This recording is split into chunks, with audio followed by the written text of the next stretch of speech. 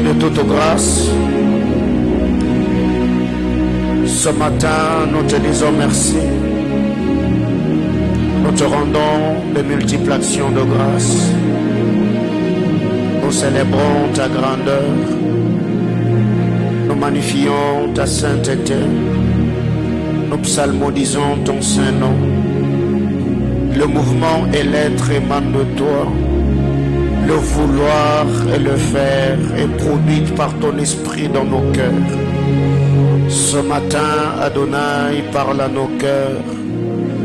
Seigneur, je prie, transforme nos vies. Seigneur, que le voile qui empêche au cœur de comprendre, de se soumettre, de s'humilier, soit déchiré, brisé ce matin.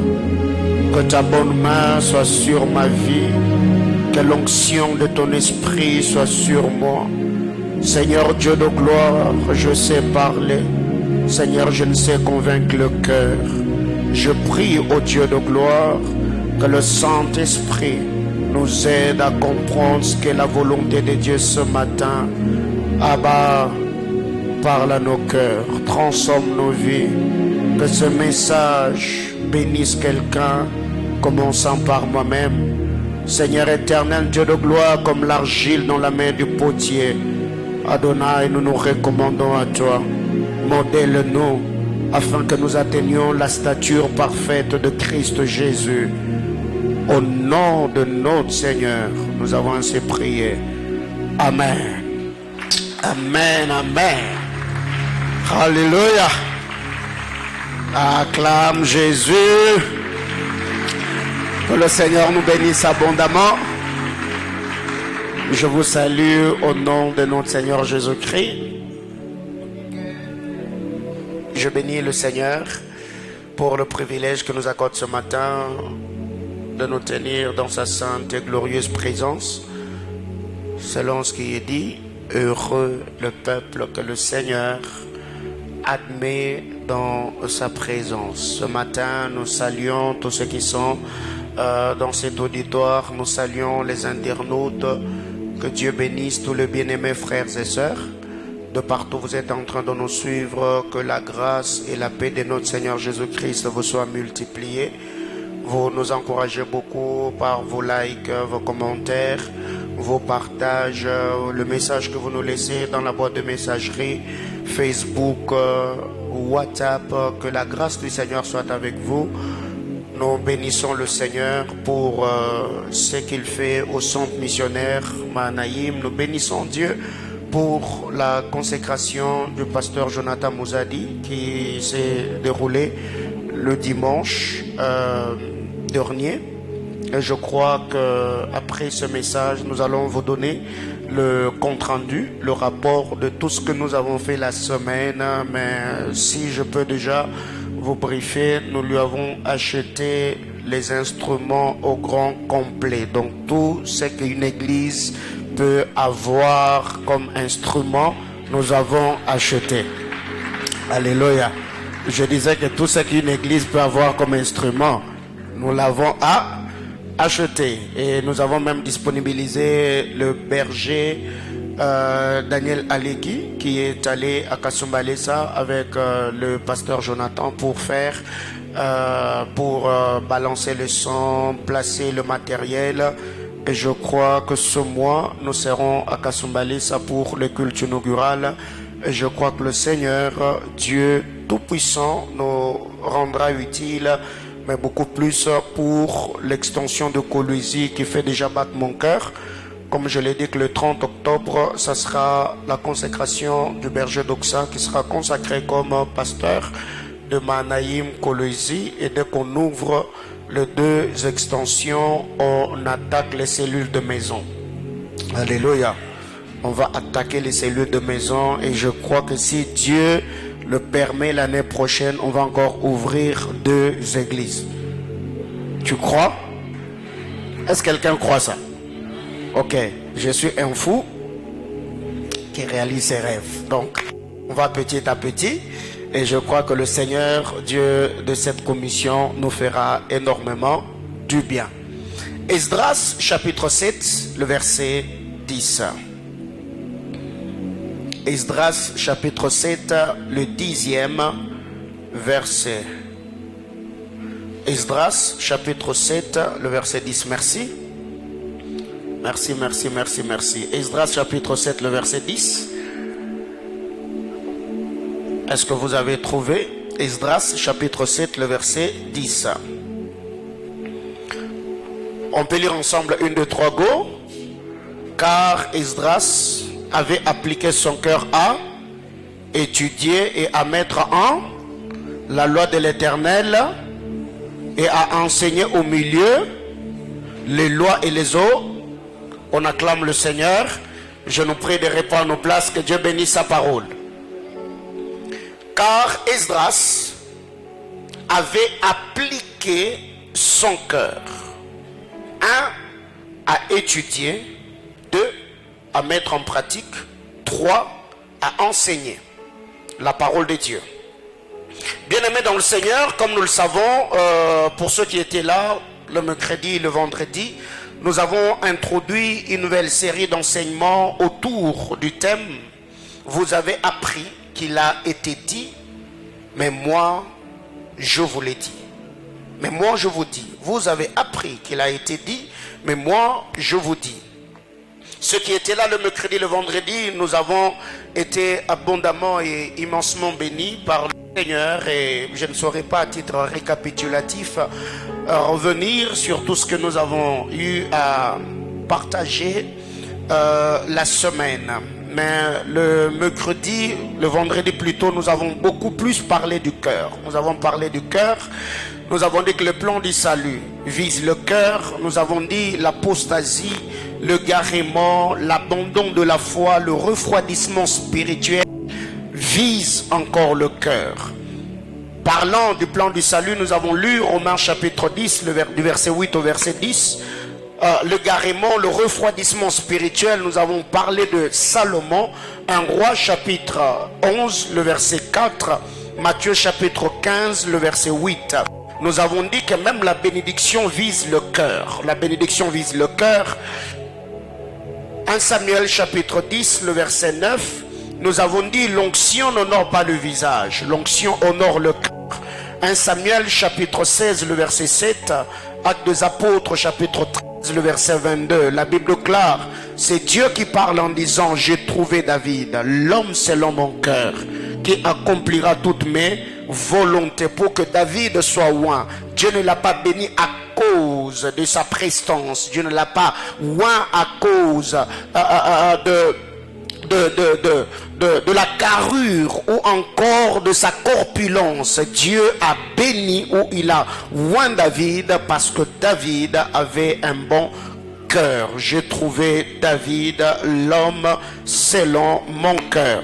Nous avons dit que la vie présente et la vie future ne fonctionnent qu'avec le cœur. Parce que si ton cœur essaie de battre, bien-aimé dans le Seigneur, ta vie va s'arrêter.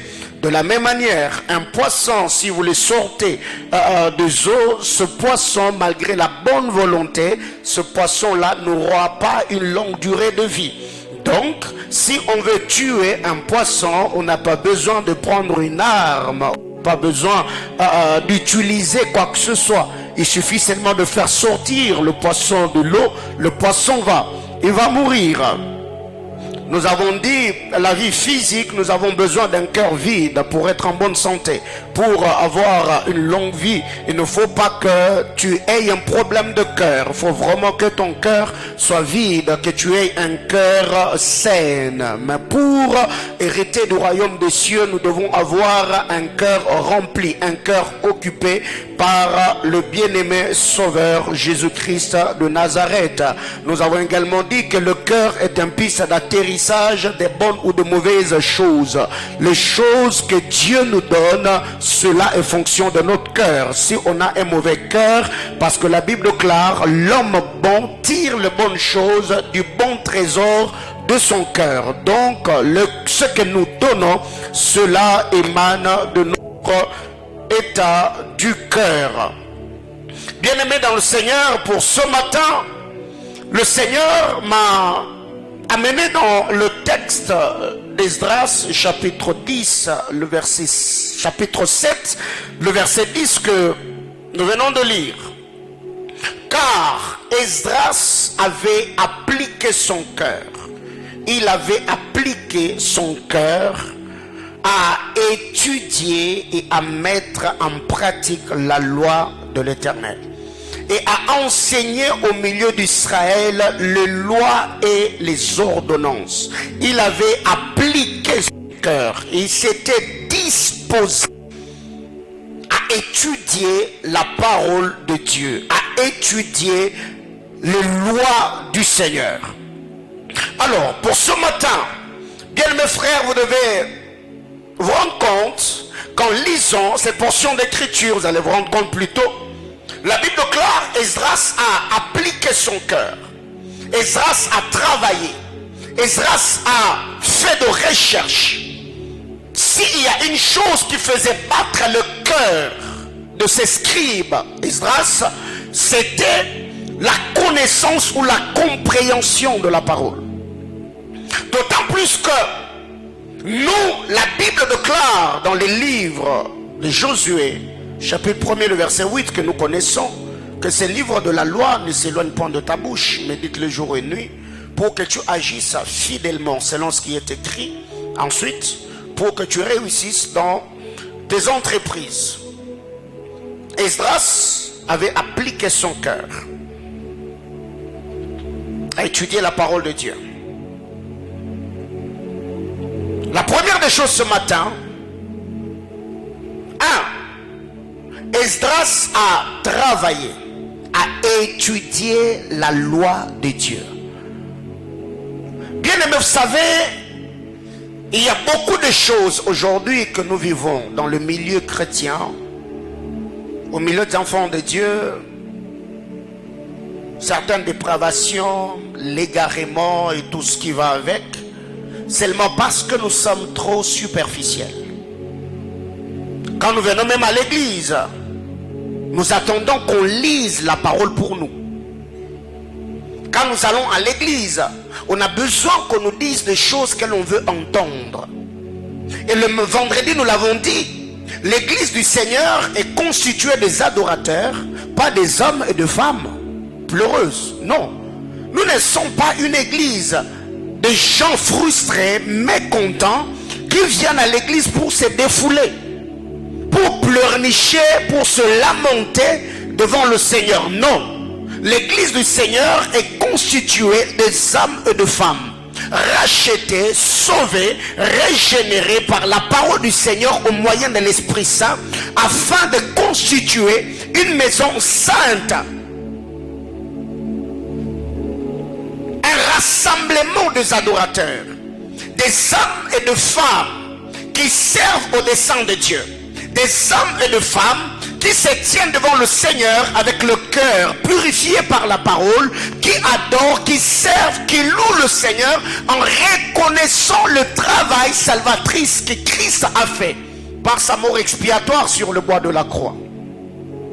Alors qu'est-ce qui arrive? La Bible déclare, Esdras, la première des choses, il étudiait la loi de Dieu. Bien aimés frères, pour étudier la loi de Dieu, il faut d'abord commencer à voir cette loi à ta portée. Je suis en train de parler d'avoir la parole de Dieu à ta portée. Et dans les évangiles ou dans les épîtres, la Bible déclare, la parole n'est pas loin de toi. La parole de Dieu, elle est près de toi. Et cette parole, elle est dans ton cœur. Et cette parole-là est dans ta bouche. C'est que nous devons d'abord, la première des choses, avoir cette parole à notre portée. Ce qui est étonnant, c'est de voir aujourd'hui des gens qui peuvent dépenser beaucoup d'argent pour s'acheter des téléphones portables. On dépense de l'argent pour s'acheter des parfums de grand prix, des vêtements de grande marque. Mais nous n'avons pas le temps de nous procurer la Bible. Même ceux qui ont le téléphone Android, même Bible électronique, on n'en a pas. Même ceux qui en ont, je ne me souviens pas la dernière fois que tu as ouvert ta Bible pour méditer. Et si aujourd'hui on peut faire les sondages, les applications qui est dans ton téléphone, Quelles sont les applications que tu consultes ou utilises le plus? Tu verras qu'il y a WhatsApp, il y a Facebook, il y a Twitter. Pour ceux qui ont souvent le temps de tweeter, il y a Instagram, il y a TikTok et autres. Donc la Bible, c'est parmi les applications que tu ouvres que dimanche quand tu vas à l'église. Donc du lundi au samedi, ça ne t'intéresse pas. Mais pourquoi WhatsApp? C'est le premier réflexe le matin quand on se réveille. On a besoin de voir qui nous a écrit, qui nous a laissé un message, qui nous a texté. Mais le matin quand le Seigneur se réveille, qui sont les adorateurs qui se tiennent devant le Seigneur pour l'adorer, pour le célébrer, reconnaître sa grandeur, sa souveraineté et sa suprématie. La Bible clare, Esdras étudiait la loi de Dieu. Comment étudier la loi de Dieu si tu n'as pas cette loi à t'apporter? C'est pour cette raison qu'en lisant la parole de Dieu, Daniel chapitre 12, le verset 4. Daniel chapitre 12, le 4e verset. Le Seigneur a dit à Daniel, seule la révélation, jusqu'au temps marqué, parce qu'en ces temps-là, plusieurs liront la prophétie et la connaissance augmentera. Toi, Daniel, tiens secret ces paroles et scelle le livre jusqu'au temps de la fin. Plusieurs alors les liront et la connaissance augmentera. La connaissance de la parole n'augmente pas dans la prière. La connaissance de la parole augmente dans la méditation. C'est quand tu médites la parole de Dieu, accompagné par le Saint-Esprit, que le Saint-Esprit va ouvrir ton intelligence pour que tu comprennes les Écritures. Bien-aimé dans le Seigneur, quelle est la dernière fois que tu as mis du temps devant ces livres, ça en train de scruter, en train de méditer, pas pour aller prêcher, mais pour que le Seigneur te parle? Et il y a beaucoup de gens qui se plaignent et se lamentent. Pasteur, Dieu ne me parle pas. Comment veux-tu que Dieu te parle si longtemps que ta Bible est fermée? Si tu veux que Dieu puisse parler, commence à ouvrir ta Bible, commence à scruter les Écritures, commence à passer du temps devant la parole de Dieu. Et tu verras comment le Seigneur embellira ta vie par sa grâce. Que quelqu'un me dise Amen. Toi, Daniel, tiens secret de ces choses. Scelle les livres jusqu'au temps de la fin. Plusieurs les liront, alors la connaissance augmentera. Bien aimés frères, je me souviens dans ma vie à Kinshasa, j'ai fait à peu près 4 ans ou 5 ans, j'avais des nuits de méditation. J'ai passé du temps à l'église, pas pour prier, non. J'ai passé du temps à méditer la Bible toute la nuit. Des nuits de méditation, j'ai lisé la parole de Dieu. Et même quand j'ai quitté Kinshasa pour venir à Lubumbashi, il y a même dans ma maison, mon épouse est là, même le cahier de mes affermissements au début de ma foi chrétienne. J'ai payé le billet d'avion, je suis venu à Kinshasa avec mes cahiers d'affermissement au début de ma foi. Je suis venu avec les Bibles que j'utilisais à Kinshasa. Je suis venu avec à Lubumbashi. C'est mon histoire, c'est mon parcours. Je ne peux pas m'en débarrasser. Quelle est la dernière fois que tu as dépensé de l'argent pour t'acheter un livre chrétien? Quelle est la dernière fois que tu as dépensé de l'argent et tu as acheté ta Bible? Je parle de la Bible. Alors qu'est-ce qui arrive? Il y a des gens aujourd'hui qui veulent voir la main de Dieu alors que vous vous arrangez et vous en passez de ce qui est prioritaire. Ce qui fait qu'aujourd'hui, nous avons une église des intercesseurs, des gens qui chassent les démons, qui renversent les hôtels, qui calcinent, qui détruisent et renversent. Mais nous n'avons pas des gens plongés dans les Écritures, des gens qui peuvent discuter sur la parole de Dieu. Alors que dans l'église primitive, la Bible claire, l'apôtre Paul pouvait enseigner sur la parole toute la nuit. Mais aujourd'hui, il suffit seulement que le pasteur dans un sermon, qu'il déborde de 5-10 minutes, et bien les gens commencent à regarder leur montre. Pourquoi? Parce que c'est ennuyant.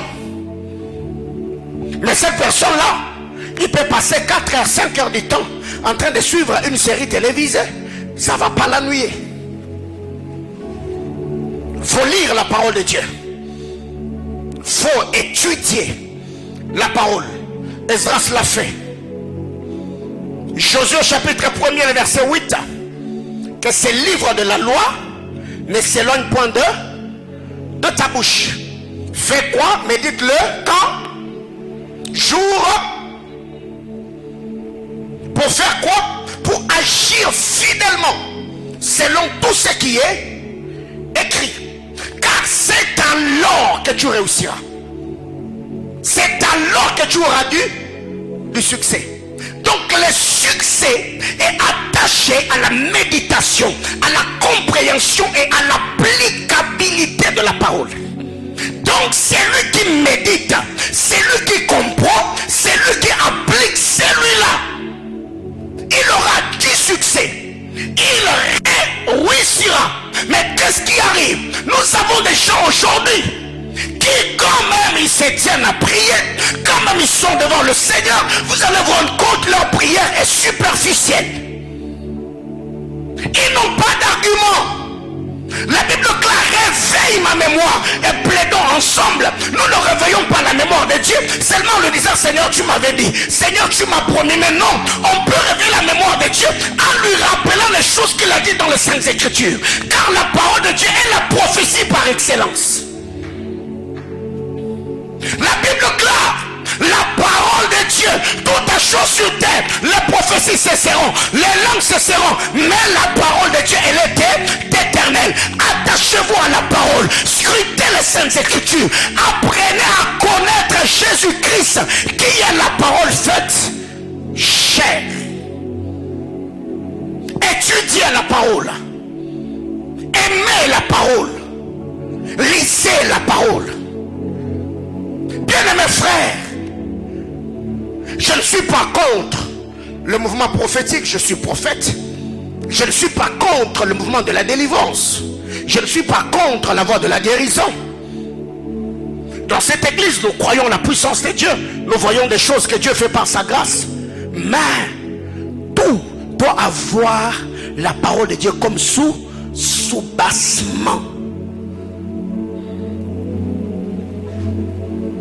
Mais quand on est superficiel, vous allez vous rendre compte, on sera une église charismatique, prophétique, miracle, guérison, mais une église des hommes et de femmes instables. La parole de Dieu, il faut aimer la parole. La Bible claire, Esdras avait appliqué son cœur à étudier la parole. Bien-aimés frères, quand un jeune garçon va à l'université et fait 5 ans, il sort à l'université de Lubumbashi licencié en, n'est-ce pas? Mais comment expliquer que toi tu as 5 ans de vie chrétienne, tu n'es licencié en rien, tu maîtrises rien? Donc les Genèse Apocalypse là, toi il n'y a pas quelque chose que tu peux bien expliquer. Dans les choses, tu n'as rien. Quand on te pose des questions autour de la prière, tu ne maîtrises pas. La Sainte Seine, tu ne maîtrises pas. L'imposition de main, tu ne maîtrises pas. Bien mes frères, il y a des cours de grande pondération à l'université, n'est-ce pas? Même dans les choses de Dieu, il y a des choses élémentaires que l'on doit comprendre. Le salut, c'est comment le salut, comment on arrive, comment on parvient au salut, comment ça se passe. Il y a des choses que nous devons connaître. Mais non! Observez à l'église quand on prête ce genre de choses, tous on est calme. Vous allez vous rendre compte que personne ne va pas donner l'argent de l'offrande. Mais si je me tiens, je dis alléluia, du haut de cet hôtel, je décrète et déclare, oh frère, même l'argent de transport tu vas donner. Ça, c'est ce que l'église, le fidèle d'aujourd'hui aime. Et c'est tout ce que l'homme de Dieu sait faire, savoir l'argent des offrandes, il prêchera pas la parole de Dieu. Il va commencer à déclarer, à annoncer les choses qui ne vont même pas arriver parce que ces gens-là, ils ne vont pas obéir à la parole de Dieu. Or, nous savons, la Bible claire, c'est lui qui fait la volonté de Dieu. Le Seigneur fait quoi? Il exauce, il honore. Mais si tu ne connais pas la parole, comment arriveras-tu à obéir à cette dernière? Méditez la parole.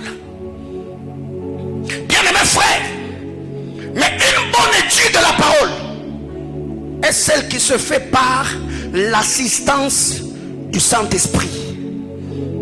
Tu dois être assisté par le Saint-Esprit, accompagné par le Saint-Esprit, car la Bible claire, c'est poussé par lui que les hommes ont parlé de la part de Dieu. Et c'est quand on dit poussé par lui, les hommes ont parlé, c'est pas d'abord prophétisé, non. le père de l'église qui ont parlé pour que ces livres saints nous parviennent, ils ont été poussés par le Saint-Esprit. C'est pour cette raison, quand vous lisez la parole de Dieu dans Actes chapitre 8, la Bible déclare l'unique Éthiopien était un homme important. Il était un homme important. Mais quand l'ange parle à Philippe, il lui dit: prends ta direction, tu trouveras un homme. Et quand il est arrivé, il a trouvé cette personne qui était sur son char en train de lire la prophétie d'Ésaïe. Philippe lui a posé la question: est-ce que tu comprends ce que tu lis? J'aime la sincérité de cet homme. Il dit: comment comprendrais-je si personne ne me guide, si personne ne m'explique? Bien-aimés frères, même nos frères les apôtres, quand vous lisez la parole de Dieu dans l'évangile selon Luc, la Bible déclare: le Seigneur leur ouvrit l'esprit pour qu'ils comprissent les Écritures. Ce n'est pas parce que tu es licencié en, ce n'est pas parce que tu as le diplôme de doctorat que tu comprendras la parole de Dieu. Mais non, pour que tu comprennes la parole, tu dois être guidé par le Saint-Esprit. C'est pourquoi avant d'ouvrir le livre saint et de méditer, dis: Saint-Esprit, je veux lire. Saint-Esprit, aide-moi à comprendre. Saint-Esprit, ouvre mon intelligence, car je dois comprendre les mystères, être bénéficiaire de toutes les bénédictions attachées à la parole que je lirai aujourd'hui. Le Saint-Esprit, c'est celui qui fait le travail. Quand vous lisez Ésaïe chapitre 29, le verset 11 et le verset 12, on nous présente deux types de personnes. La Bible déclare: la révélation est pour vous comme un livre cacheté qu'on donne à un homme qui sait lire. Premier type de personne, un homme qui sait lire.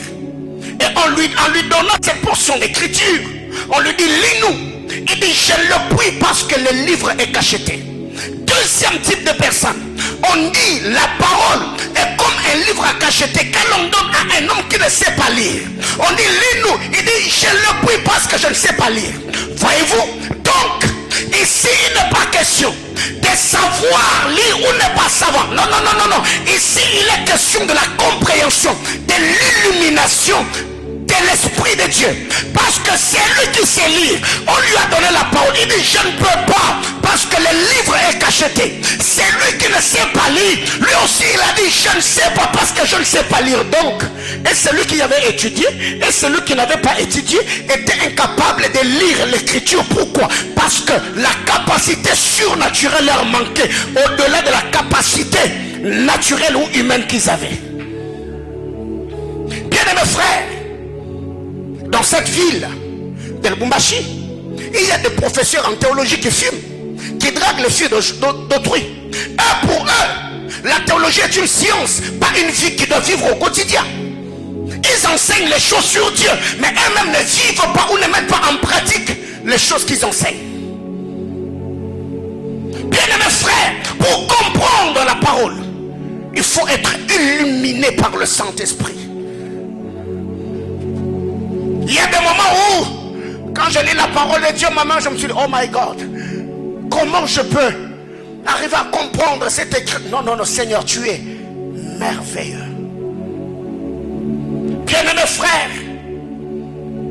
nous sommes une église missionnaire, mais aussi une église christocentrique.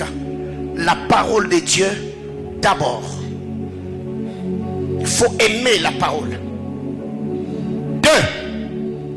2. Esdras appliquait son cœur à étudier, et pas seulement à étudier, mais aussi à mettre en pratique. Étudier est une chose, mais l'applicabilité de ce qu'on a étudié, c'est ce que Dieu attend de nous. Parce que entre étudier et appliquer, il y a une chose, c'est comprendre ou encore connaître. Ici, la connaissance dont il est question, ce n'est pas une connaissance théorique, mais une connaissance expérimentale. Parce que le mot connaissance a deux sources. Il y a le mot ginosko et le mot gnosis. Ginosko est le mot, est la connaissance expérimentale, alors que gnosis, c'est la connaissance expérimentale, alors que l'autre mot, c'est la connaissance théorique. Donc, entre étudier et appliquer, il y a la compréhension. Il faut comprendre qu'est-ce que Dieu veut. Qu'est-ce que Dieu me demande de faire? Comment je dois vivre face à telle et telle situation? Esdras n'étudiait pas seulement, mais il étudiait, mais aussi il mettait en pratique ce qu'il avait étudié. Bien-aimés frères, ma prière devant le trône de Dieu, que Dieu soumette ton âme à l'obéissance à sa parole. Même quand tu n'auras pas de volonté, que le Saint-Esprit incline ton cœur, malgré toi, que tu te retrouves en train de faire ce que Dieu veut et ce que Dieu attend de toi. Esdras appliquait son cœur à étudier et à mettre en pratique la parole. On me ramène Josué chapitre 1er, le verset 8. Josué 1:8. Il y a un détail que je n'ai pas donné parce que je voulais qu'on en parle. Que ce livre de la loi ne s'éloigne point de ta bouche. Médite-le jour et nuit, virgule, pour agir fidèlement. Donc, pour que j'agisse fidèlement, je dois commencer à faire quoi? À méditer. Je dois commencer à étudier. Il faut que je commence d'abord par étudier la parole afin que j'agisse fidèlement selon ce qui est écrit. Donc la fidélité ou l'obéissance à la parole doit d'abord être précédée par la lecture, la méditation et la compréhension de ce qui est écrit. C'est ce que Dieu dit à Josué. Médite-le jour et nuit pour agir fidèlement selon tout ce qui est écrit. Bien-aimés frères, comment obéir à la parole de Dieu si on ne le connaît pas, si on n'a pas le temps de lire la parole? Bien-aimés frères, tout ce que nous voyons, c'est passager. Tout ce que vous voyez, c'est passager. L'église du Seigneur est dans ce que le psalmiste dit: un flot appelle un autre flot au son de tes ondées. Ça veut dire l'église est faite de plusieurs flots, de plusieurs vagues. La voie de la délivrance, la voie de la guérison, le mouvement prophétique, le mouvement de la prospérité, ce sont des vagues. Ça passe, ça vient, ça passe, ça vient, ça passe, ça vient, ça passe. Mais la parole de Dieu, elle est... Ce que j'aime, c'est que la Bible déclare: un flot appelle un autre flot au son de tes ondées. Dans d'autres versions, on dit: un flot appelle un autre flot au mouvement de ta parole. C'est la parole de Dieu qui est le déclencheur du flot. Il n'y a pas de guérison sans la parole. Il n'y a pas de prophétie sans la parole. Il n'y a pas de richesse sans la parole. Il n'y a pas de bénédiction sans la parole. Il faut que la parole soit prêchée pour que la parole devienne le bouton détonateur de tous les mouvements que nous devons vivre au sein de l'église. Mais qu'est-ce qui arrive? Non, nous, c'est les prophétiques. Nous, non frère, nous, ni nous. Oui, ceux-ci ont leur char, d'autres ont leurs chevaux. Nous, la parole. Alléluia. Un flot appelle un autre flot au son des... Ça veut dire, quand la parole de Dieu est prêchée, la parole est une clé universelle qui ouvre toutes les portes de la manifestation des dons spirituels. Quand la parole est prêchée, la porte du prophétique peut s'ouvrir, la porte de la délivrance, la porte de la maternité. Pour que un flot appelle un autre flot, il faut d'abord qu'il y ait les sondés. D'abord, c'est que Dieu a parlé. C'est les échos de la parole de Dieu qui activent le flot. Bien-aimés frères, ne bloquons pas le mouvement de Dieu. Je suis de ceux qui croient que dans cette église, il y aura des choses inouïes que Dieu va faire avec nous. Mais restons attachés à la parole. Aimons la parole de Dieu. Bien-aimés, regardez les gens des assemblées de Dieu. Ils sont des églises stables, des églises de qualité et des églises en quantité. Il ne fabrique pas de prophétie. Il n'y a pas de mentionnement. Il n'y a pas. Frère, Lilo Banzambe. Est-ce que quelqu'un me comprend? Alors, Manaïm est une église qui est assise sur la parole. Tout ce que vous voyez, ce ne sont que des dons, des grâces qui nous accompagnent. Mais nous, c'est d'abord là, la parole. Le prophétique, la délivrance, la puissance, tout ça, ce sont des dons, des grâces qui nous accompagnent. Mais notre vocation, c'est la parole. Il faut prêcher la parole de Dieu. Donc, pour obéir, il faut méditer. Que ces livres de la loi ne s'éloignent point, jour et nuit, que la parole de Dieu, les secrets de soi, dans le viseur. Quand tu te réveilles, la parole. Au lever du soleil à son coucher, la parole. Médite-le jour et nuit. Médite-le dans ton éveil. Médite-le dans ton sommeil. Travaille la parole. Bien aimé, je ne sais pas ce que ça vous fait. Ça fait très beau quand tu sens que le Saint-Esprit ouvre ton intelligence et tu arrives à découvrir. Oh my God. Et c'est beau, c'est glorieux. Il faut aimer la parole de Dieu. Esdras avait appliqué son cœur à étudier, mais aussi à pratiquer. 3. Esdras chapitre 7, le verset 10. À pratiquer et à enseigner 3 choses. 1. Ézéchiel et Esdras plutôt a commencé par étudier. 2. Après l'étude, il a pratiqué. 3. Après avoir pratiqué, il a fait quoi? Il a enseigné. C'est ce que le frère Paul a dit à son fils Timothée. Fais sur toi et sur ton enseignement. 1 Timothée chapitre 4, le verset 16. 1 Timothée chapitre 4, le verset 16. Veille sur toi et sur ton enseignement. Car en agissant ainsi, veille sur toi-même et sur ton enseignement. Persévère dans ces choses. Persévère dans ces choses. Persévère dans ces choses. Car en agissant ainsi, tu te sauveras toi-même. Et tu sauveras ceux qui t'écoutent. Donc ici, l'apôtre Paul était en train d'exhorter Timothée à faire quoi? À enseigner la parole de Dieu. Il dit en agissant ainsi, Timothée, tu te sauveras toi-même et tu sauveras ceux qui t'écoutent. Mais avant d'enseigner, veille sur toi et veille sur ton enseignement. Car c'est beau ou c'est bien et beau que d'enseigner. Est-ce que ce qu'on enseigne, c'est conforme à la sainte doctrine? Car aujourd'hui, il y a beaucoup de gens qui sont emportés, ballottés par n'importe quel vent de doctrine. Nous l'avons toujours dit dans cette église. La parole de Dieu est comme une forêt. Pas n'importe quelle forêt, mais c'est une forêt de prophètes.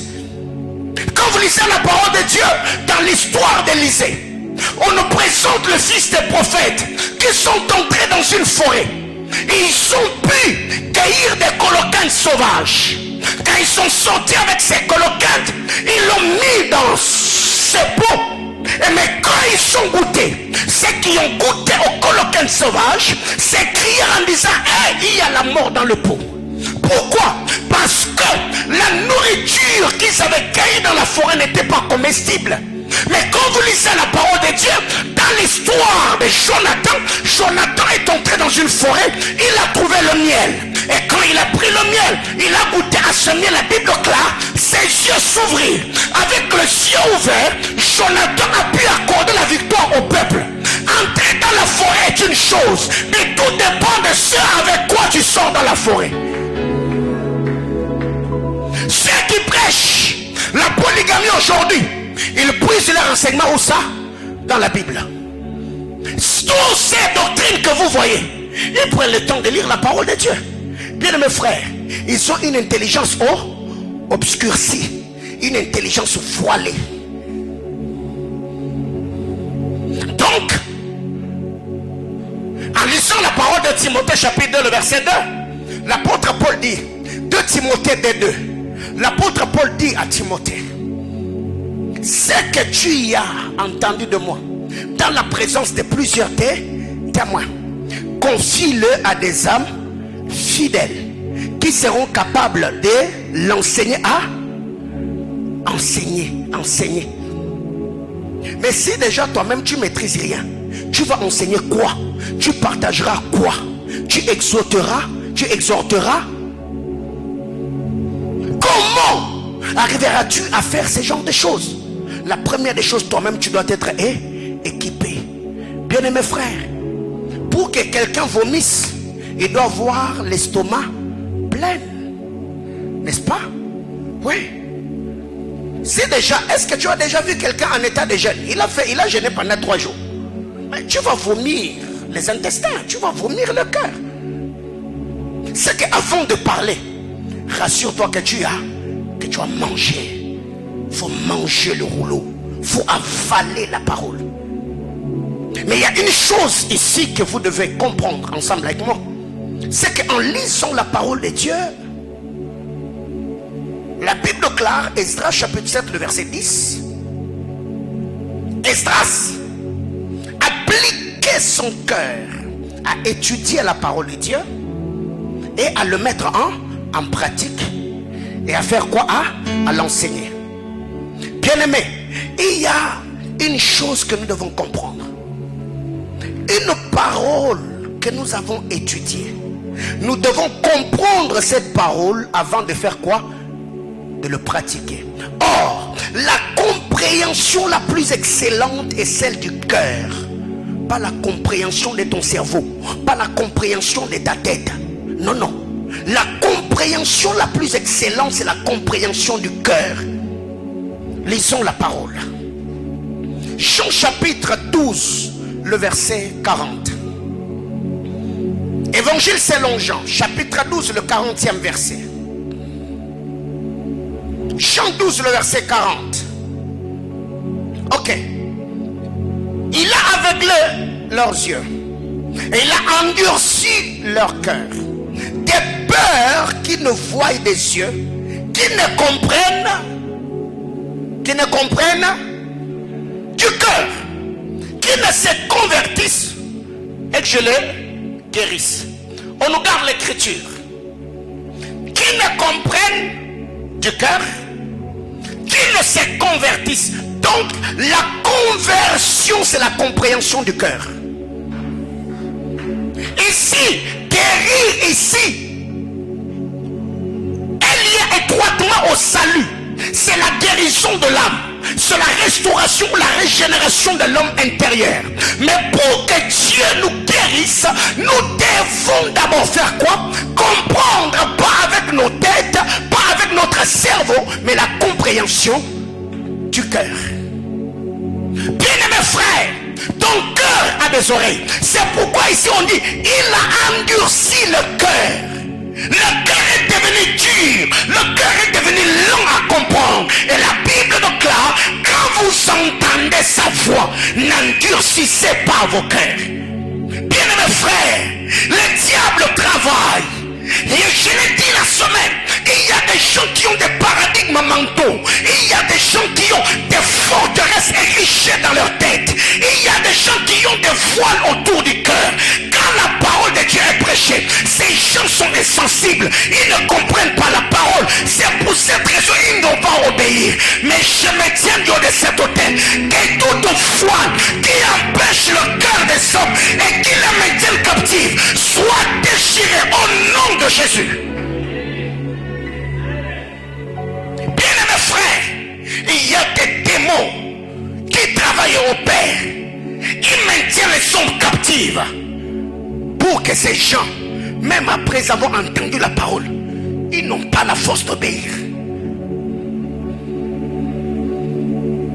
Bien-aimés frères, quand vous lisez, la Bible déclare qu'ils ne comprennent du cœur, qu'ils ne se convertissent et je le guérisse. Voyez-vous? Ça commence par la compréhension du cœur. La compréhension du cœur produit la conversion et la conversion déclenche la guérison. Tu ne peux pas obéir à une écriture que tu n'as pas comprise. Il faut comprendre la parole. Il faut que les yeux de ton intelligence puissent s'ouvrir. C'est pour cette raison que le psalmiste a dit, une fois l'Éternel a parlé, deux fois moi je l'ai entendu. Parce que derrière ce que Dieu dit, il y a ce que Dieu voulait dire. C'est la compréhension spirituelle qui nous permet de comprendre ce que Dieu a voulu dire dans ce qu'il nous a dit.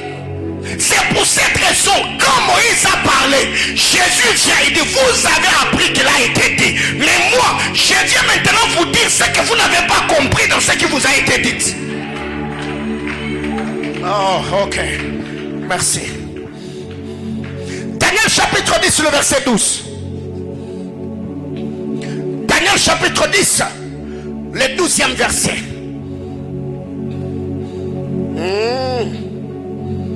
Daniel chapitre 10, le verset 12. Ok. Il me dit, Daniel, ne crains rien. Car dès les premiers jours où tu as eu à cœur, oh Seigneur, je prie que tu mettes dans le cœur des hommes les désirs de comprendre la parole. Les premiers jours que tu as eu à cœur de comprendre et de t'humilier devant ton Dieu, tes paroles ont été entendues. C'est à cause de cela, à cause de tes paroles. Oh mon Dieu, oh mon Dieu, oh mon Dieu. Bien aimé, écoutez. Il me dit, Daniel ne craint rien, n'est-ce pas? Il a fortifié à Daniel.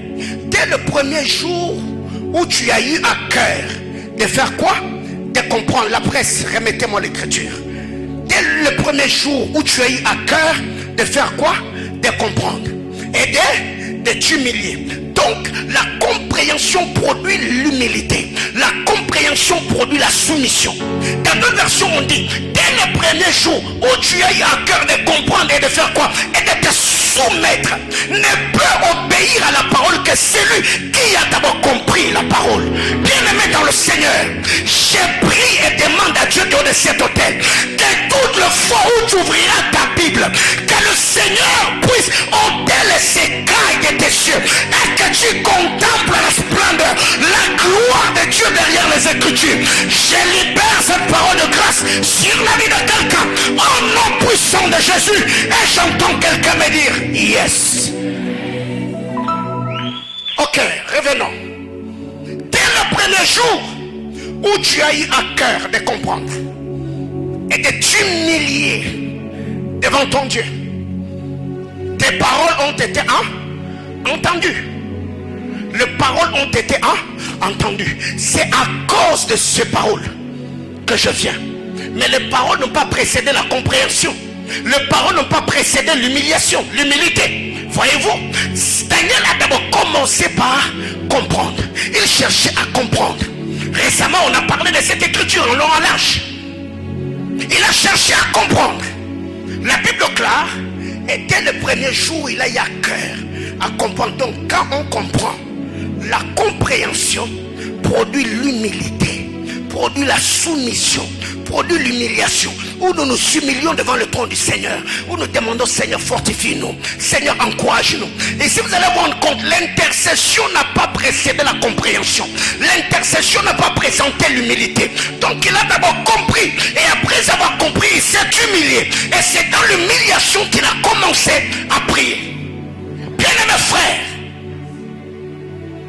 je vous encourage et vous exhorte par la compassion de Dieu.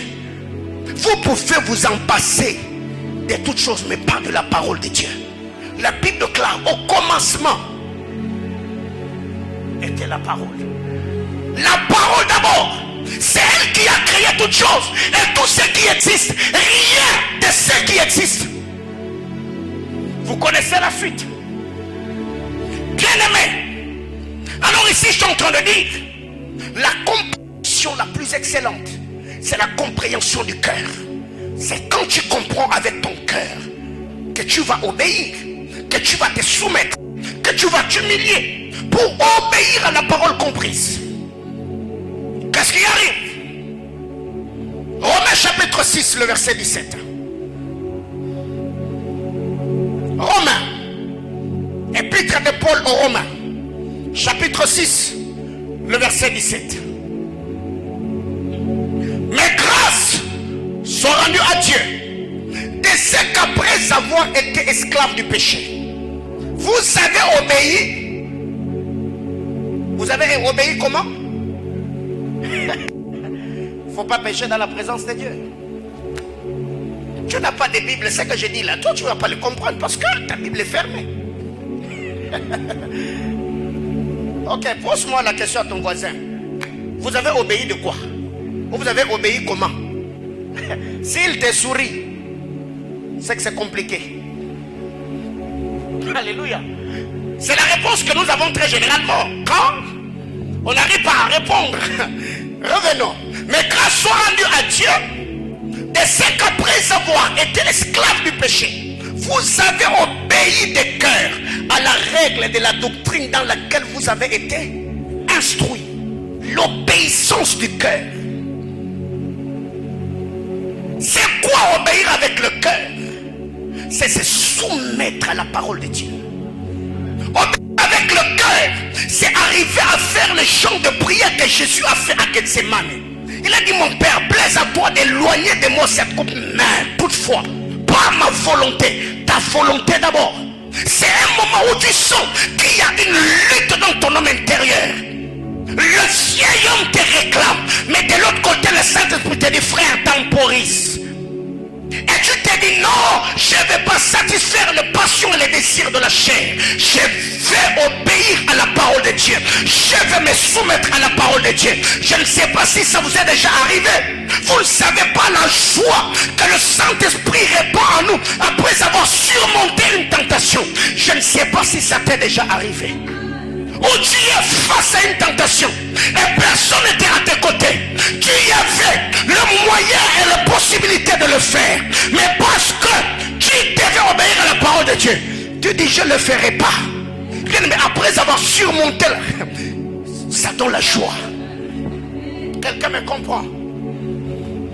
Vous savez, il y a des moments dans la vie où tu fais certaines choses parce que tu en as la capacité.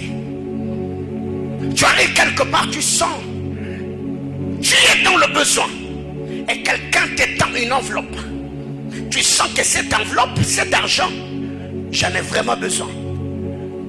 Mais parce que tu dois obéir à la parole de Dieu, tu lui dis non, je ne prends pas. Et quand tu rentres, ce n'est pas que comme par enchantement. Les billets des banques sont apparus dans tes poches, mais non, tes poches sont toujours vides. Mais tu sens dans ton cœur, le Saint-Esprit te dit, ou que moi, mon aoumé. Voyez-vous? Bien mes frères, ça fait beau. Quand tu surmontes la tentation, pas parce que tu ne pouvais pas, mais non, parce que tu dois entretenir ta communion avec Dieu. L'obéissance du cœur, c'est l'obéissance la plus excellente. Bien mes frères, il y a d'autres personnes qui nous ont obéi juste pour que ça fasse genre, mais dans leur cœur ils étaient en train de murmurer. Pourquoi seulement moi? Pourquoi seulement moi? Mais il va avec le pied, mais son cœur est en train de t'insulter. Non. Mais quand quelqu'un fait quelque chose de bon cœur, ça se sent, ça se voit, ça peut se lire même sur le visage.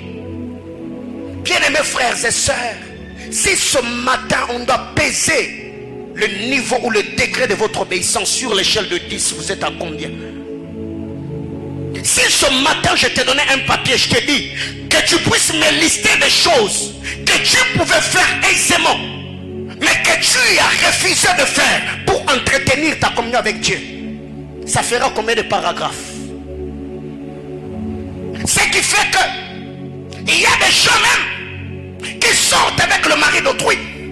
Cette femme-là, elle a peiné, elle a jeûné, elle s'est sacrifiée, elle a pris soin de cet homme, elle l'a entretenu. Elle est devenue un homme beau, présentable. Et tu vois une petite fille qui rencontre cet homme et qui entre même en prière. Elle bâtit de sauter le feu des offrandes en disant, Seigneur, que cet homme m'épouse. Tu es sorcière. La question que je pose ici, c'était toi. Est-ce que tu allais être contente? Pourquoi vous n'êtes pas patient? Pourquoi vous voulez aider Dieu? Bien mes frères, ça fait beau c'est classe, c'est chic quand c'est dans les mains de quelqu'un d'autre. Si on t'avait donné le même homme avec toi, je ne pense pas que tu allais l'aider à devenir ce qu'il est devenu avec l'autre femme là. Alors, battez-vous. Il n'y a pas de mari prêt à porter. Il n'y a pas de femme prête à porter. Battez-vous avec ce que Dieu vous donne. Modelez cet homme-là. Priez pour lui. Qu'il devienne aussi un grand homme. Alors, on va croire en toi. Bien-aimés frères, vous devez obéir à la parole de Dieu. Il n'y a pas d'écriture qu'on peut prendre. Non, non, moi je prends ça, ça. Non, non, non, c'est pas un buffet. Non.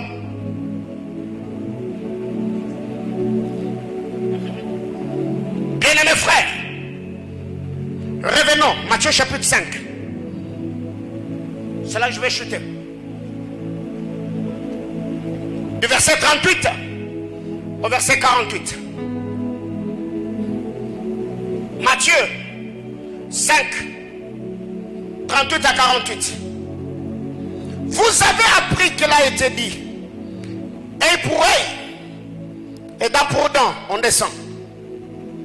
Mais moi je vous dis de ne pas résister aux méchants. Si quelqu'un te frappe sur la joue droite, présente-lui aussi l'autre, donc la joue gauche. Si quelqu'un veut plaider contre toi et prendre ta tunique, laisse-lui encore ton manteau. On descend. Si quelqu'un te force à faire 1000, fais-en 2 avec lui. Encore. Donne à celui qui te demande et ne détourne pas de celui qui veut emprunter de toi. On s'arrête d'abord là. On va revenir. Vous avez appris qu'il a été dit, n'est-ce pas? Mais moi, je vous dis. Vous avez appris qu'il a été dit, dent pour dent, œil pour œil. Mais moi, je vous dis, ne résistez pas aux méchants. Si quelqu'un te gifle sur la joue droite, fais quoi? Tente-lui aussi la joue gauche. Si quelqu'un veut prendre ta tunique, donne-lui aussi ton manteau. Si quelqu'un veut faire 1000 avec toi, fais-lui grâce d'en faire 2 avec lui, n'est-ce pas? Prête-moi ton attention. Et si quand vous lisez la loi, l'homme était sur la défensive, l'homme était dans la réclamation de ses droits, l'homme faisait tout juste pour se défendre. Et quand Jésus arrive, il dit non, je vais bien vous expliquer ce que Moïse vous a dit. Parce que Moïse était un prophète bègue. Et lui, avant de partir, il vous a dit, Dieu vous suscitera quelqu'un d'autre comme lui. Ça veut dire, c'est lui qui allait avoir un parler facile pour vous expliquer les bégaiements de Moïse que vous n'avez pas bien compris. Alors, qu'est-ce que je fais? Vous avez appris qu'il vous a été dit. C'est Moïse qui vous a dit, dent pour dent, œil pour œil. Maintenant, moi, je vous dis, je ne suis pas venu contredire Moïse, non. Je suis venu expliquer ou expliciter ce que Moïse vous avait dit. Alors, si Moïse vous a dit dent pour dent, œil pour œil, moi je viens vous dire non. Ne vous défendez pas, ne vous justifiez pas, ne réclamez pas vos droits.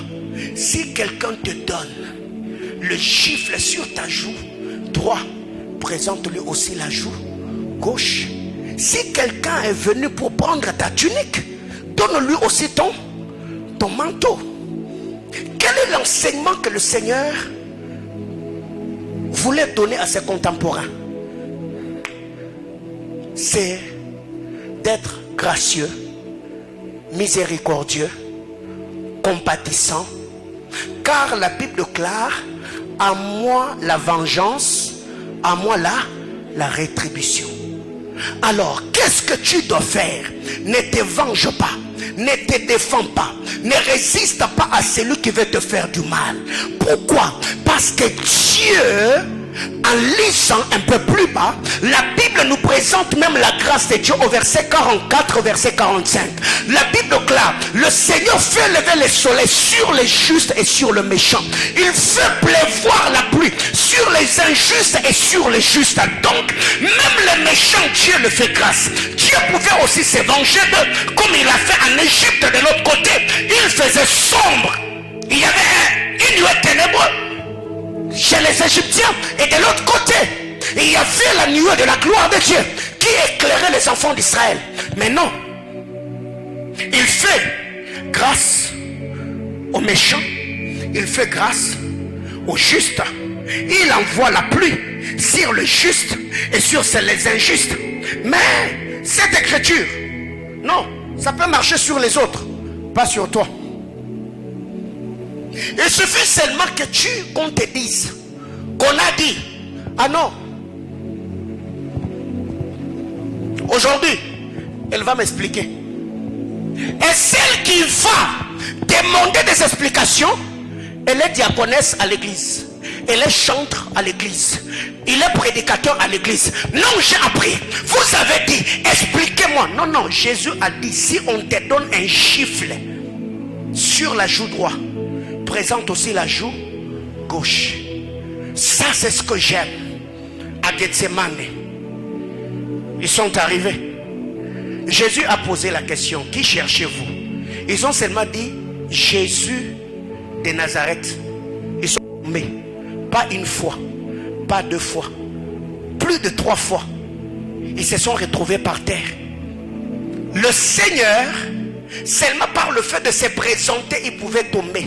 Il a même dit à Simon, certes tu n'as pas compris la leçon, remets ton épée dans le fourreau.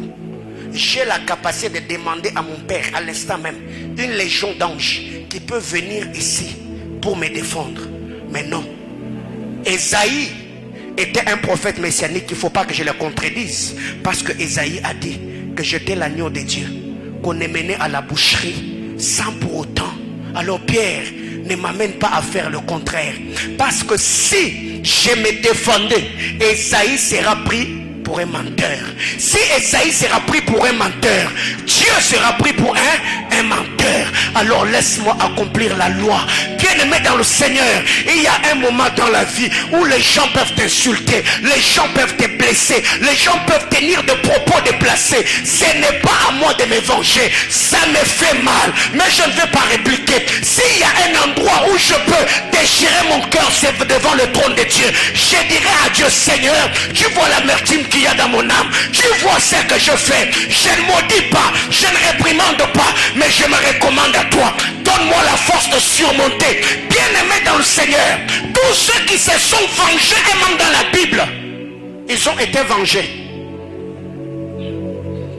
Ok, je l'ai dit autrement.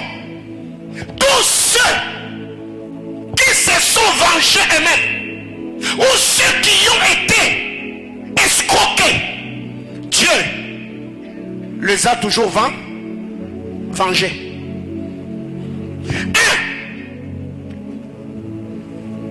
Jacob, avec sa mère, ils ont créé un scénario, n'est-ce pas, pour voler la bénédiction d'Ésaü. C'est arrivé, n'est-ce pas? Et Ésaü voulait se venger. Il a dit, comme mon frère a fait cela, je vais attendre à la mort de mon père, je vais le tuer. Rebecca a appris, il a fait fuir son fils préféré. Et quand Jacob arrive chez Laban, comme Ésaü n'avait plus la force de l'atteindre, Dieu descend, il inspire Laban. Laban a vengé Ésaü. Oui, quand vous lisez la parole de Dieu, Laban a vengé Ésaü. Pendant 20 ans, 14 ans durant, Jacob a été manipulé par Laban. Il a travaillé 7 ans pour Rachel et se retrouve avec Léa. Il travaille 7 autres années pour Rachel, 14 ans pour les 2 femmes. Il a travaillé 7 ans pour Laban. Et dans 20 ans, Laban a changé son salaire combien de fois? 10 fois. Ésaü s'est retrouvé faible. Mais quand Jacob a rencontré Ésaü, Ésaü n'était pas pauvre. Ésaü Esaü était riche. Au point où Jacob a voulu lui faire des présents. Il a dit non, j'ai tout. Le Seigneur m'a béni. Bien aimé frère, ceux qui pensent te dribbler, ils sont en train de t'aider. Aïe, aïe, aïe, aïe, aïe, aïe. Bien aimé, écoutez, vous savez, pendant qu'on amenait Christ à la croix, les Romains, les Juifs pensaient l'anéantir, mais ils ne savaient pas qu'ils étaient en train d'accomplir une promesse. Pendant que le frère de Joseph était en train de le vendre, il pensait anéantir ce qu'il avait vu. Bien aimé frère, si ce que j'avais vu ne venait pas de vous, ce n'est pas vous qui allez l'anéantir. Vous pouvez prendre la tunique de votre père, parce que nous avons le même sang, parce que nous avons le même ADN. Mais si le rêve que je fais venait de Dieu, aller au ciel, ouais, c'est lui qui m'a donné le rêve. Oh mon Dieu. Qu'est-ce qui arrive? Esaü était un homme profane. Il n'avait pas le respect pour le sacré. Et Dieu le savait. Regarde, Dieu est tellement bon. Dieu savait que si, comme Esaü ne paie pas, alors je vais l'aider. Jacob met la tenue d'Esaü. Quand il arrive, Isaac pose la question: est-ce c'est toi mon fils Esaü? Vous savez, le fait que Jacob ait répondu oui, directement, Esaü qui était dans le champ, il s'est retrouvé devant le trône du Père. Et quand Isaac bénissait, Isaac n'a jamais béni Jacob. Isaac, quand il bénissait qui? Esaü. Donc, Jacob pensait surplanter Esaü alors qu'il était en train de l'aider. Quand est-ce que Jacob lui a reçu la bénédiction? C'est quand il a lutté avec Dieu. Aïe, aïe, aïe, aïe, aïe. Quand vous lisez la parole de Dieu, Esaü est allé dans les champs en train de chercher le gibier, alors que de l'autre côté, Jacob était en train de faire ce qu'Esaü ne pouvait pas. Mais pour que lui, Jacob, reçoive la bénédiction. Aïe, aïe, aïe, aïe, oh mon Dieu, oh mon Dieu, oh mon Dieu, oh mon Dieu. Aïe, aïe, aïe, aïe, aïe. Donne-moi un amen. Esaü a reçu la bénédiction par le mauvais cœur de son frère, n'est-ce pas? Dieu l'a béni. Mais pour que Jacob, Dieu le bénisse, toute la nuit, il a manqué de sommeil. Il a lutté avec Dieu jusqu'à ce que Dieu l'a brisé. Aïe, aïe, aïe, aïe. Nabisa mutumo azaliawa. Bazo kansege ba panzo sangwa mabe. Nzora o permettre na batu bayeba yo. Est-ce que na rote mutumo azaliawa? Nabisa mutumo azaliawa. Et ils pensent t'anéantir. Ils pensent te blesser. Mais ils sont en train de te forger. J'étais en train de dire à quelqu'un, ils te feront la guerre, mais ils te verront. Aïe, aïe, aïe, aïe, aïe. Tape la main de ton voisin. Dis-lui que Dieu t'affermisse, que Dieu te relève et que Dieu t'élève. Bien aimé dans le Seigneur, le Dieu que je sers, il a dit dans sa parole: à moi la vengeance, à moi la rétribution. Tu me fais du mal, n'abeti au cara. Tu me fais du mal, je ne t'occupe pas. Mon silence n'est pas ma faiblesse. Mon silence n'est pas ma faiblesse. Plus je me tais, plus Dieu prendra le relais. J'étais en train de dire à quelqu'un, plus il te hait, il permet à Dieu de t'aimer. Plus il te repousse, il permet à Dieu de t'accueillir. Plus il te calomnie, il prend ta place. Aïe, aïe, aïe, aïe, aïe, aïe. Voyez-vous, Jacob pensait voler la bénédiction alors qu'il ne faisait qu'aider Esaü. Et vous allez vous rendre compte, Esaü n'a pas été escroqué par quelqu'un dans son histoire. On ne l'a pas escroqué. Son frère est parti. Esaü est parti de son côté et cet homme s'est enrichi. Même pour que Jacob rencontre Esaü, il a fallu d'abord qu'il se sépare avec sa famille. Pour que Jacob rencontre Esaü, Jacob est tombé à genoux 7 fois. Akwei, à tel ennemi, à quoi à tel ennemi. Bien aimé, qui était devenu fort? Bien aimé, sa voisin ne te venge pas. Frère, ne te venge pas. Si quelqu'un te blesse, recommande-toi à Dieu. Parce que te venger va te ramener au bas de l'échelle. Te venger va te mettre au même pied d'égalité avec celui qui t'a blessé. Vous devez atteindre le niveau de présence ou de prouver aux hommes la grandeur de votre âme et la grandeur de votre esprit. Tu apprends qu'il t'a insulté. Toi, bénis Dieu. Ne l'insulte pas. Parce qu'en l'insultant, tu pêches. En l'insultant, tu te rabaisses. En l'insultant, tu les compares. Parce que beaucoup de ceux qui nous insultent, ils le font derrière notre dos. Ça prouve à suffisance qu'ils n'ont pas le courage de nous affronter. Alors pourquoi tu dois te rabaisser au niveau de quelqu'un qui te respecte et qui te craint déjà? Parce que ce qu'il a dit derrière ton dos, si tu l'affrontes, il aura mené le courage de te le dire en face. Alors fais-lui voir aux amours là,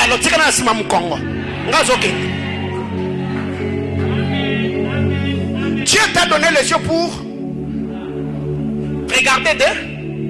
Il t'a donné les oreilles pour écouter ce qui se dit à ta droite, à ta gauche. Mais Dieu n'a jamais mis tes oreilles derrière ta nuque.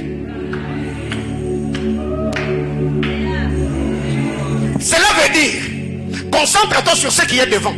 Concentre-toi sur ce qui est à ta droite et à ta gauche. Ce qui se dit derrière toi, ça ne t'intéresse pas.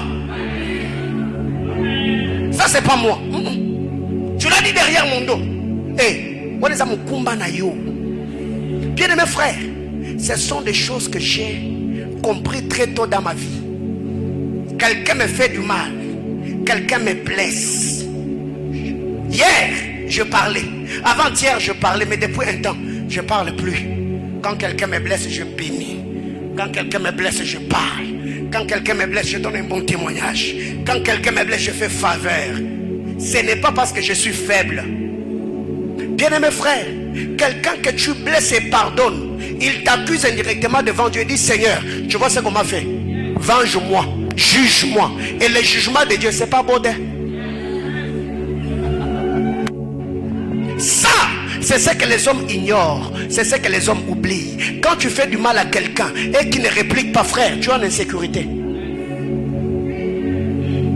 Jacob a voulu, ou il a escroqué Ésaü, mais il fut vengé par Dieu, n'est-ce pas? Et Laban l'a dépouillé. Caïn a tué Abel, et Abel fut vengé par Dieu. Caïn est devenu errant, et Dieu a mis même un sceau sur son visage, au point où quiconque rencontrerait Caïn, qu'il ne le tue pas, jusqu'à ce qu'il puisse sentir le poids de la malédiction de Dieu. Et il y a d'autres personnes jusqu'aujourd'hui, parce qu'ils vous ont tellement blessé. Tu y as pris cette jeune fille-là, tu l'as hébergée dans ta maison. Il a mangé, Dieu lui a fait du bien dans ta maison. Et demain après-demain, il commence à raconter des choses. Oh, il a fait, il a fait, il a fait. Maman, ne maudis pas, ne parle pas. Dieu lui-même prendra un seau et le mettra sur son visage. Tout homme qui va la rencontrer, tu es belle mais tu n'es pas épousable.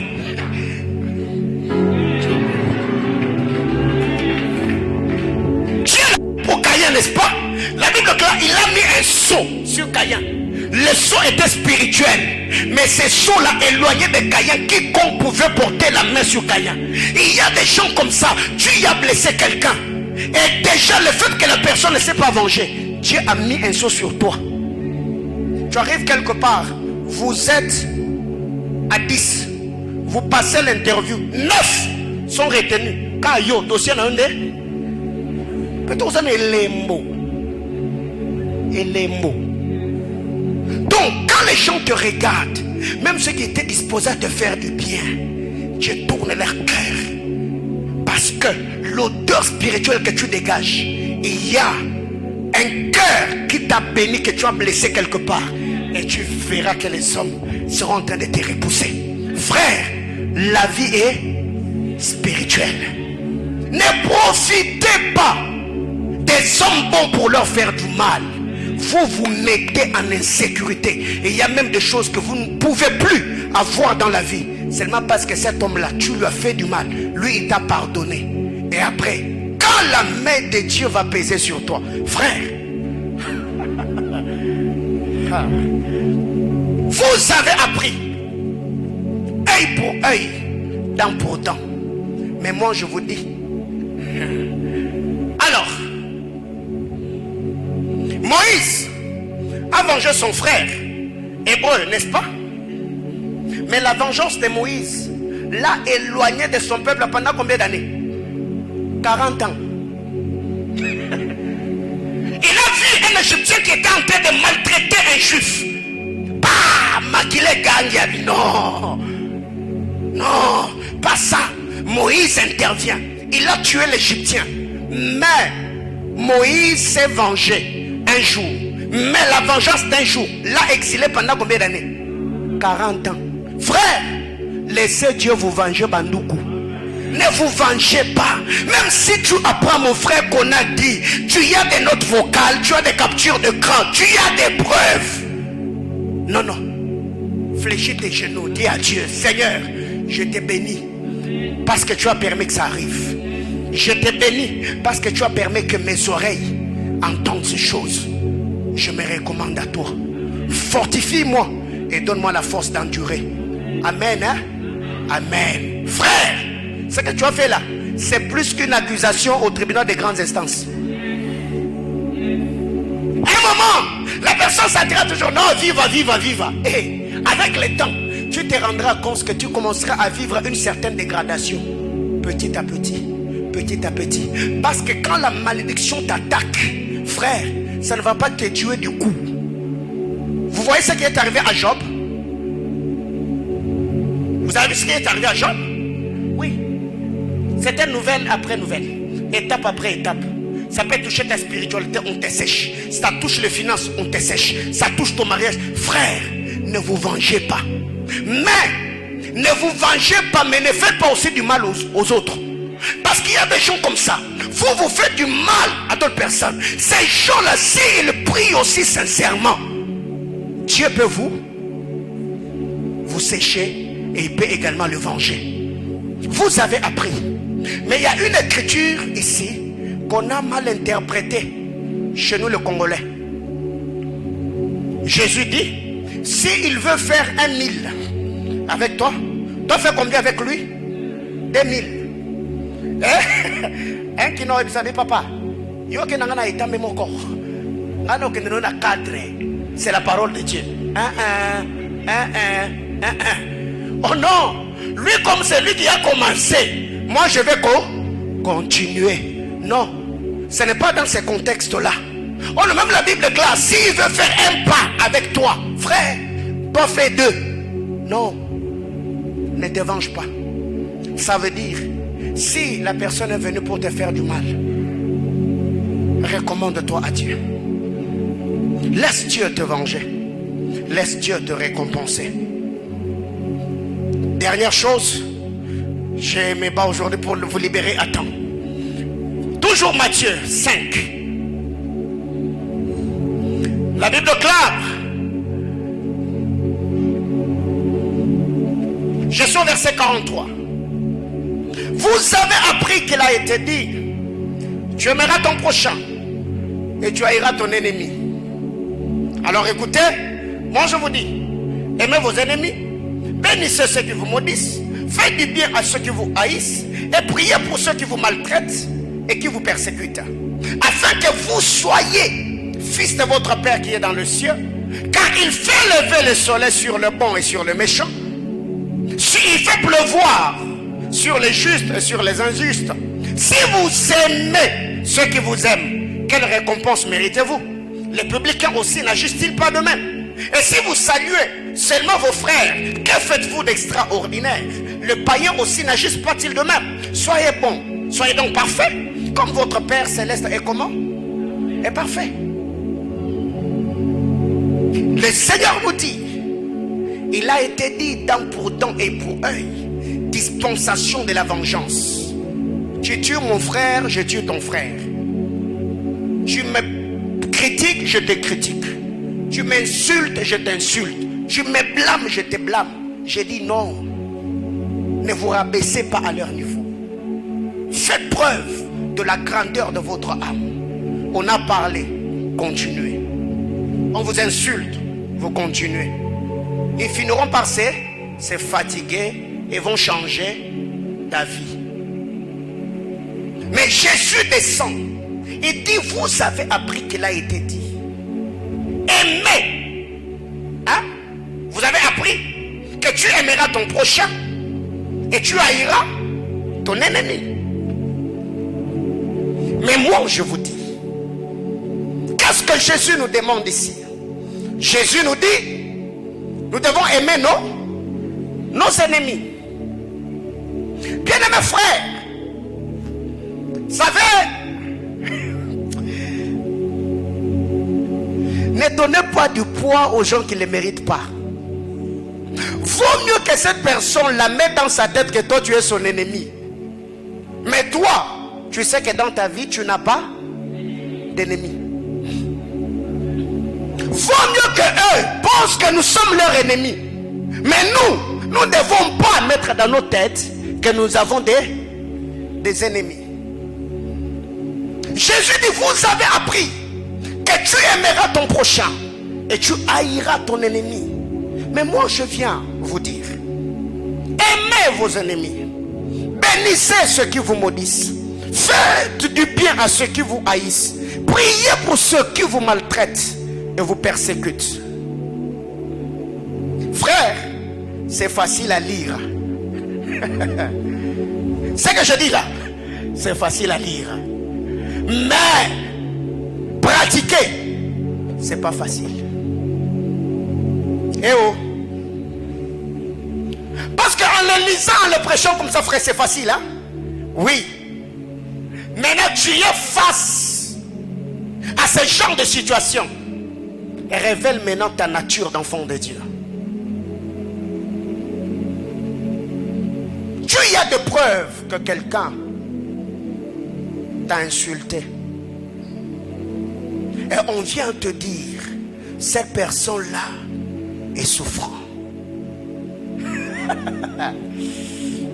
Très généralement, on le fait inconsciemment. On est chrétien, mais nous nous comportons comme des païens.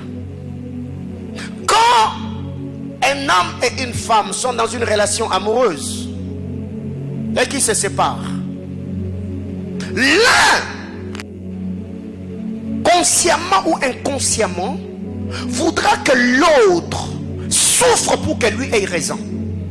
Que dit, tu vois, quand il était avec moi, il était bien, mais depuis qu'il est parti, je vois ce qui lui arrive. Je vous avais dit. Et quand on dit ça, et ça fait beau, ça fait classe.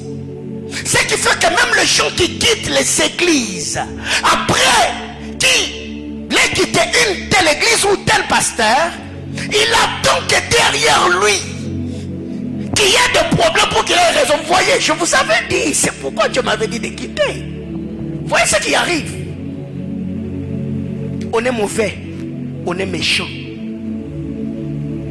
Maintenant, imagine-toi, cette personne-là qui t'a fait du mal, on vient te dire la personne est sur les lits de l'hôpital. Et à ce moment-là, vous sentez que l'urgence s'impose et que tu dois prier. Il y a de cela 2 semaines, ça m'est arrivé. C'est là que je dis que c'est pas facile. Il y a certaines choses où tu sens. Je crois, je parlais avec quelqu'un bien-aimé, entre autres le berger John. On est venu me dire, non papa, il y a telle et telle autre personne qui est souffrante. Ah. Je dis, Seigneur Jésus, je fais quoi? J'ai senti l'âme blessée réagir. J'ai dit non, qu'est-ce que j'ai à voir là-dedans? Je n'ai rien à voir là-dedans. Je n'ai rien à voir.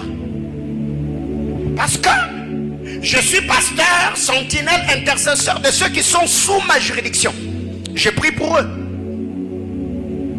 Et la nuit, alors que je voulais dormir, Dieu vient. Il me dit, n'est-ce pas, je t'avais averti que telle et telle autre chose allait arriver. Et je dis, ah, mais quand j'ai donné cette prophétie, la personne était toujours loin de moi. Mais pourquoi annoncer, prophétiser, j'avais le courage de le dire. Mais intercéder après l'accomplissement de la prophétie, je n'ai plus de force. J'ai dit à mon âme, tais-toi. Je me suis mis à genoux. J'ai commencé à prier. Seigneur, Seigneur, j'ai prié à peu près 45 minutes. J'étais en train de prier, j'étais en train de gémir. C'était quel jour qu'on a parlé? Avant-hier. J'étais au téléphone avec la personne, on a parlé. En tout cas, papa, je bénis Dieu pour ceci, cela. Et j'ai senti que je m'étais débarrassé d'un fardeau. Bien-aimés frères, vous devez veiller sur votre cœur d'enfant de Dieu. Les hommes vous blesseront toujours. Le mal arrivera. Mais vous devez choisir de garder votre cœur d'enfant de Dieu. Alléluia. Ce matin, je partageais avec maman Chantal au bureau. Il y a un bien-aimé, Dieu a fait grâce qu'il aille travailler dans une autre église. Et le jour même que j'ai appris, j'ai pris mon téléphone, j'ai appelé la personne qui devait le recevoir. Je lui ai dit, je vous le recommande, recevez-le à mon nom, travaillez avec lui. Donc, il y a un moment dans la vie où vous devez faire preuve de la grandeur de votre âme. La Bible clame, bénissez ceux qui vous maudissent, priez pour ceux qui vous maltraitent, aimez ceux qui vous haïssent. Si tu n'as pas un cœur régénéré, frère, il y a d'autres choses que tu ne feras jamais dans ta vie. La Bible déclare, le cœur de l'homme est comment? Est tortueux. Alors si toi maintenant, tu veux être entouré par les bonnes personnes, frère, tu ne feras du bien à personne. Tu vas bloquer même les bénédictions que tu dois recevoir. Pourquoi? Parce que j'avais aidé tel. La personne avait manifesté de l'ingratitude. J'avais soutenu tel. La personne m'avait fait ceci. J'avais accordé la grâce à tel. La personne n'avait pas reconnu. Alors je ne ferai plus. Non, non, non, non, non, non, non. Bien-aimé, je m'arrête là ce matin en disant ceci. Si c'est A qui t'a blessé, B peut-être abandonnera la blessure que A t'a laissé. Dieu, il a tenté le coup depuis le jardin d'Éden jusqu'au bois de la croix. Israël blessé, il a envoyé des juges, il a suscité des rois, de sacrificateurs et de prophètes. Dieu ne s'était pas lassé de faire du bien. Combien de fois Dieu t'a pardonné? Combien de fois tu as brisé l'alliance avec le Seigneur? Combien de fois tu as déçu? Vous avez appris qu'il a été aidé. Si vous aimez seulement ceux qui vous aiment, qu'est-ce que vous faites d'extraordinaire? Si vous saluez que ceux qui vous saluent, qu'est-ce que vous avez fait d'extraordinaire? Donc c'est extraordinaire. Quand ton âme est blessée, je continue à faire du bien. C'est extraordinaire. Quand quelqu'un te haït, toi tu continues à l'aimer. C'est extraordinaire. Quand quelqu'un te maudit, toi tu le bénis. C'est extraordinaire. Quand quelqu'un te veut du mal, toi tu lui veux du bien. Ça c'est extraordinaire. Mais pour y arriver, je vous ramène à la compréhension de la volonté de Dieu, à la connaissance des Saintes Écritures. Ce matin, en cette semaine de sanctification, je m'arrête là en disant ceci à l'église. Ne nous conformons pas au siècle présent. Ne soyons pas le vengeur de sang. Soyons de ceux qui sont compatissants, gracieux et miséricordieux, comme notre Père qui est là-haut dans le ciel et qui vit dans notre cœur par le Saint-Esprit. Que Dieu nous bénisse abondamment.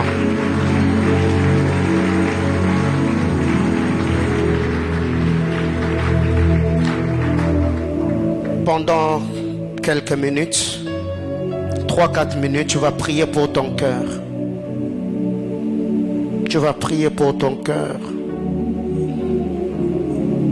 Si ce matin, Tu as un cœur blessé. Tu as l'âme meurtrie. Présente ce cœur-là à Dieu. Présente ton cœur au Seigneur.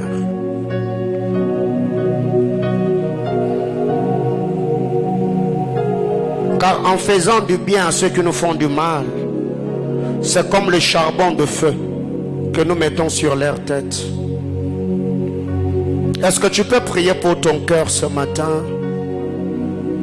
Est-ce que tu peux prier pour ces personnes-là?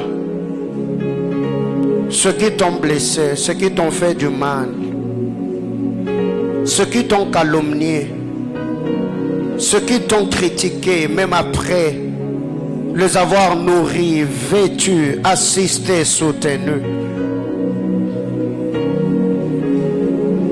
La récompense de tes bienfaits, tu ne le recevrais pas des hommes. Tu dois le faire pour que le Père céleste t'agrée. Parce qu'en le faisant, tu seras en train d'obéir à sa parole. Élève ta voix, parle à Dieu. Élève ta voix, prie le Seigneur. Ah Jésus. Adonai, le Dieu de toute grâce, ce matin, devant ton trône ensemble avec l'Église, aide-nous à ne pas être des auditeurs oubliés. Nous recevons le coup jour après jour. L'ingratitude, le mépris, la moquerie, le calomnie, les fausses accusations. Seigneur, toutes ces choses, nous les vivons et les rencontrons au quotidien. Seigneur Dieu de gloire, le problème c'est pas ce qui nous arrive, c'est la manière dont nous gérons ce qui nous arrive. Seigneur, je prie ce matin que tu aides mon frère et ma soeur à comprendre que nous ne sommes pas de l'église de Moïse, où la loi est prêchée œil pour œil, dent pour dent. Mais nous sommes et faisons partie de l'église de Jésus-Christ, où nous devons être gracieux, miséricordieux et compatissants. Seigneur éternel, malgré qu'ils sont injustes, tu fais lever ton soleil sur eux. Malgré qu'ils sont méchants, tu veux pleuvoir ta pluie sur eux. Seigneur Dieu de gloire, aide-nous à comprendre ces choses. Seigneur, tu n'as pas attendu qu'ils deviennent bons pour être bénéficiaires du soleil. Tu n'as pas attendu qu'ils deviennent bons, Seigneur éternel, Dieu de gloire, pour recevoir la pluie. Mais Seigneur, dans ton amour, dans ta grâce, dans ta miséricorde, même sur le bois de la croix, alors que tu étais flagellé, alors que tu t'es morfondé, tu as dit, Père, pardonne-leur, car ils ne savent pas ce qu'ils font. Seigneur éternel, Dieu de gloire, aide-nous. Seigneur éternel, à ne pas seulement lire la parole, mais à reproduire la vie de Christ tous les jours de notre vie. Seigneur Dieu de gloire, bénis cette église. Guéris le cœur meurtri. Fortifie, Seigneur éternel, ceux qui ont fait face à l'ingratitude. Soutiens, assiste, éternel Dieu de gloire, ceux qui ont le cœur froissé ce matin. Seigneur, je prie, donne-nous la force de faire confiance. Donne-nous la force de pardonner. Donne-nous la force d'assister. Donne-nous encore la force d'héberger. Même si ceux qui ont habité chez nous sont sortis, Père éternel, Dieu de gloire, avec le faux témoignage, en nous accusant faussement, Seigneur, que nous ne puissions pas, Père, priver notre toit à ceux qui seront dans le besoin. Abba Père, que ta grâce et ta faveur reposent sur l'église pour ta gloire au nom de Jésus. Amen. On acclame Jésus.